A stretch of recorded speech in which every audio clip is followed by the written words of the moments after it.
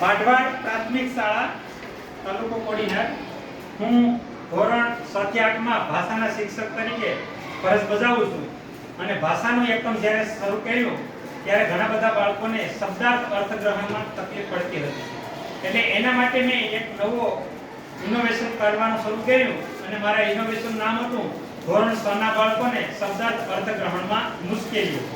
તેના માટે સૌપ્રથમ બાળકોને કાર્ડ દ્વારા સમાનાર્થી શબ્દોની સમજ આપી, ત્યારબાદ બાળકોને કાર્ડ પેપરમાં સમાનાર્થી શબ્દોના અર્થ લખી અને તે અર્થ દિવાલ ઉપર ટીંગાડવામાં આવ્યા અને બાળકો તે કાર્ડનું વાંચન કરતા।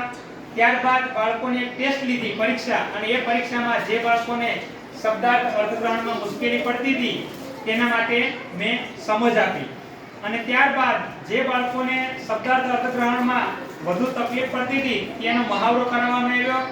ત્યારબાદ કાર્ડ પેપરના શબ્દાર્થનું વાંચન કરાવવામાં આવ્યું અને એ પ્રમાણે ઇનોવેશન શરૂ રાખવામાં આવ્યું। ત્યારબાદ ફરી બાળકોની ટેસ્ટ લેવામાં આવી અને ટેસ્ટ દ્વારા જાણવા મળ્યું કે ઘણા બધા બાળકો શબ્દાર્થ અર્થગ્રહણની સમજ આપ્યા પછી જે ટેસ્ટ લેવામાં આવી એમાં બાળકોમાં સુધારો જોવા મળ્યો।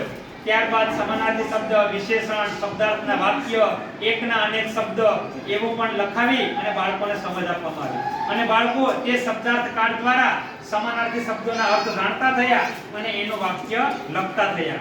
તો સૌપ્રથમ બાળક બોલશે શબ્દાર્થ કાર્ય એટલે કરવું, દિન એટલે દિવસ, ગગન એટલે આકાશ, પંચાત એટલે ગોળ એટલે ગરદન।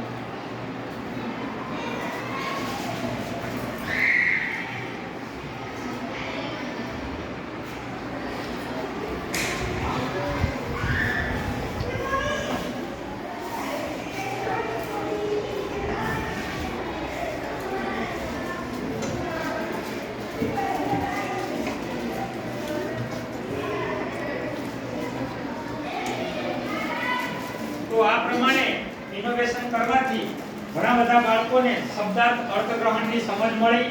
એના દ્વારા બાળકો પોતે શબ્દાર્થને ગ્રહણ કરતા થયા અને ગુજરાતી ભાષાનું જ્યારે એકમ લખાવતા હોય અને ભણાવતા હોય ત્યારે એકમની સમજ આપ્યા બાદ જે શબ્દાર્થ આવે તે શબ્દાર્થ વિશે પણ સમજ આપી। એ શબ્દના અર્થ દ્વારા બાળકોમાં ઘણી બધી શક્તિનો વિકાસ થયો। ત્યારબાદ છેલ્લે જે શબ્દ આવે પૂર, તો પૂર શબ્દના નવા નવા શબ્દ બનાવતા બાળકો થયા।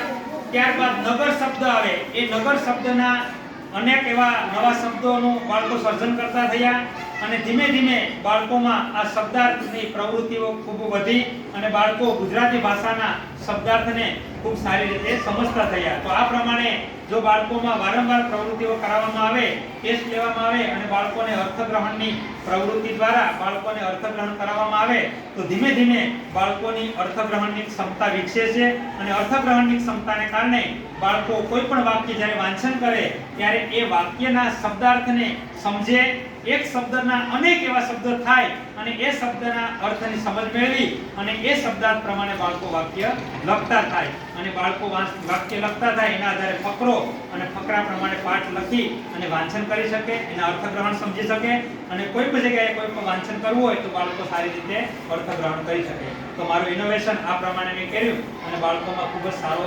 પ્રતિભાવ અને પરિણામ જોવા મળ્યું।